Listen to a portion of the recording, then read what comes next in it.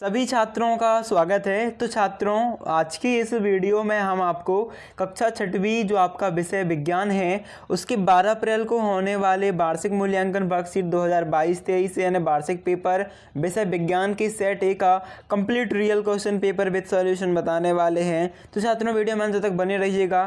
करते हैं वीडियो को स्टार्ट। यहाँ पर आप देख सकते हो, सबसे पहले यहाँ पर आपको अपना रोल नंबर डाल लेना है अंकों में, उसके बाद शब्दों में, उसके बाद शाला का नाम, डाइस कोड, परीक्षा केंद्र का नाम और परीक्षा की दिनांक डाल लेना है। ओके छात्रों, अभी हम देखते हैं इसके नीचे का पोर्शन आपका जो टीचर द्वारा भरा जाएगा, इसे आपको कुछ भी नहीं करना है।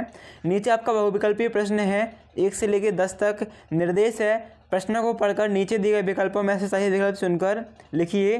प्रत्येक प्रश्न के लिए 1 अंक है ना। तो पहला क्वेश्चन है, बाघ एक खालिस्तान है क्योंकि यह केवल मांस खाता है। तो क्योंकि यह केवल मांस खाता है इसलिए यह एक मांसाहारी है ना। बाघ क्या है? एक मांसाहारी है, इस कारण यह केवल मांस खाता है। और बकरी शाकाहारी है, इस कारण वह केवल घास और पत्तियां खाती है। नेक्स्ट क्वेश्चन है, विटामिन डी के अभाव से होता है। तो छात्र, विटामिन डी के अभाव से मतलब उसकी कमी से रिकेट्स रोग होता है। थर्ड क्वेश्चन है, लकड़ी का टुकड़ा जल पर होता है। देखो, तैरता है, डूब जाता है, स्थिर हो जाता है, गतिमान रहता है। तो लकड़ी का टुकड़ा जल पर तैरता है। अगला प्रश्न है, वेग में परिवर्तन की दर को क्या कहते हैं? तो वेग में परिवर्तन की दर को त्वरण कहते हैं। पृथ्वी पर कितने प्रतिशत नाइट्रोजन उपस्थित है? तो छात्रों, पृथ्वी पर आपका 78% नाइट्रोजन उपस्थित है। देन इसके बाद नेक्स्ट क्वेश्चन है छात्रों, उत्पादक कहलाते हैं मनुष्य, जंतु, हरे पौधे या इनमें से कोई नहीं। तो यहाँ पर आपके हरे पौधे जो हैं ये फल फूल देते हैं, औषधियाँ देते हैं, इस कारण यह आपके हरे पौधे जो हैं उत्पादक कहलाते हैं। और हम मनुष्य के कहलाते हैं, उपभोक्ता कहलाते हैं। नेक्स्ट क्वेश्चन है, धान के दानों का डंडियों से पृथक करने की विधि क्या कहलाती है? तो धान के दानों को डंडियों से पृथक करने की विधि आपकी थ्रेशिंग कहलाती है। प्रकाश संश्लेषण की प्रक्रिया पौधे के किस भाग द्वारा होती है? तो पत्ती भाग द्वारा होती है। 1 मीटर खालिस्तान सेंटीमीटर होता है, तो 1 मीटर में 100 सेंटीमीटर आपके होते हैं। ठीक है, फिर है 1 मीटर। नेक्स्ट क्वेश्चन है, चुंबक में कितने ध्रुव होते हैं? तो छात्रों, चुंबक में आपके 2 ध्रुव होते हैं। पहला होता है आपका प्लस यानी कि पी ध्रुव, और दूसरा होता है माइनस यानी कि आपका एन ध्रुव। ये धनात्मक होता है, ये ऋणात्मक होता है ना। इसके बाद छात्रों, आपके 11वें से लेकर 20वें तक के प्रश्न है। निर्देश से नीचे दिए गए प्रश्नों के उत्तर लिखिए। प्रत्येक प्रश्न के लिए 3 अंक निर्धारित हैं। प्रश्न है, क्या सभी जीवों को एक किस्म के भोजन की आवश्यकता होती है? तो उत्तर आ जाएगा नहीं, सभी जीवों को एक ही किस्म के भोजन की आवश्यकता नहीं होती है, विभिन्न प्रकार के भोजन की आवश्यकता होती है। 12वां प्रश्न है, नारियल तंतु से बनने वाली 2 वस्तुओं के नाम लिखिए। तो पहली आ जाएगी गद्दा, दूसरा आ जाएगा पर्स। फिर पकाने से पहले दालों के किसी नमूने से आप भूसे एवं धूल के कण कैसे पृथक करेंगे? तो पकाने से पहले दालों के नमूने से भूसे तथा धूल के कण निष्वासन विधि द्वारा पृथक करते हैं। नेक्स्ट प्रश्न है आपका, यदि किसी पौधे की पत्ती में जालिका रूपी सिरा विन्यास हो तो उसकी जड़ें किस प्रकार की होंगी? तो आपका उत्तर आ जाएगा, यदि किसी पौधे की पत्ती में जालिका रूपी सिरा विन्यास हो तो उसकी जड़ें मूसला जड़ें होंगी। अगला प्रश्न है, कपाल की कौन सी अस्थि गति करती है?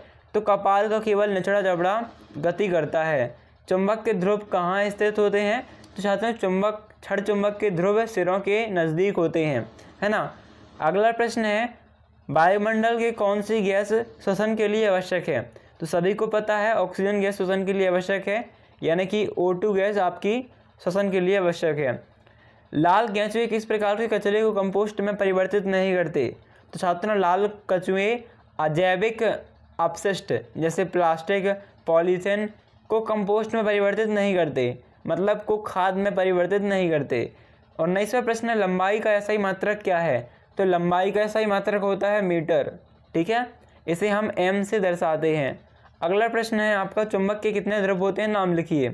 तो चुंबक के 2 ध्रुव होते हैं, पहला उत्तरी ध्रुव, दूसरा दक्षिणी ध्रुव। ठीक है, इसी को हम एक को क्या कहते हैं? पी ध्रुव, इसे कहते हैं एन ध्रुव। अगला प्रश्न है आपका दीर्घोत्तरीय प्रश्न। नीचे दिए गए प्रश्नों के उत्तर लिखिए। प्रत्येक प्रश्न के लिए 5 अंक निर्धारित है। तो है आपका कंदुक खली का संधि क्या है? साधारण से आप अच्छे से पढ़ लीजिएगा, है ना। इस संधि में एक लंबी अस्थि का गेंद की भांति गोल सिरा, इसे आप चेक कर लेना आंसर। अगला प्रश्न है, निष्वासन से क्या अभिप्राय है? यह कहाँ उपयोग किया जाता है? इसे चाहते हैं बहुत अच्छे से तैयार कर लीजिएगा, आपको सेम मिल सकता है। अगला प्रश्न है मेरुदंड किसे कहते हैं, इसका क्या कार्य है। तो इसे तो आप पढ़ ही लो, बिल्कुल अच्छे से तैयार कर लो। उत्तर है पीठ की हड्डियाँ का समूह जो मस्तिष्क के पीछे भाग से निकलकर गुदा के पास तक जाती है। कार्य है इसका, मेरुदंड मनुष्य को सीधा रखता है और मस्तिष्क के कार्य में सहायता प्रदान करता है। और फिर 24वां क्वेश्चन है विद्युत खंभों या विद्युत उपकेंद्रों के पास चेतावनी या खतरे का निशान बने होने का क्या महत्व है। तो इसे आप चेक कर लीजिएगा। इसमें एक उत्तर ये लिख सकते हो कि विद्युत खंभों या विद्युत उपकेंद्रों के पास चेतावनी का खतरा ये खतरे का निशान इसलिए बना होता है जिससे कोई भी व्यक्ति घटना से बच सके, या फिर कोई भी व्यक्ति उस खंभे से टकरा के खंभे को ना छुए और उसे करंट का झटका ना लगे, है ना, वो विद्युत संबंधी किसी भी खतरे से दूर रहे, है ना, उसे पता चल जाए कि व्यक्ति को पता चल जाए कि यहाँ पर खतरा है, खतरे के चिन्ह लगाया जाता है। छात्रों, ये था आपका एक इम्पॉर्टेंट मॉडल पेपर जो कि 90% चांस रखता है कल के पेपर में सेम टू सेम फंसने के लिए। तो बहुत अच्छे से तैयार कर लो। मिलते हैं नेक्स्ट वीडियो पे, जब तक के लिए थैंक्स फॉर वॉचिंग, धन्यवाद।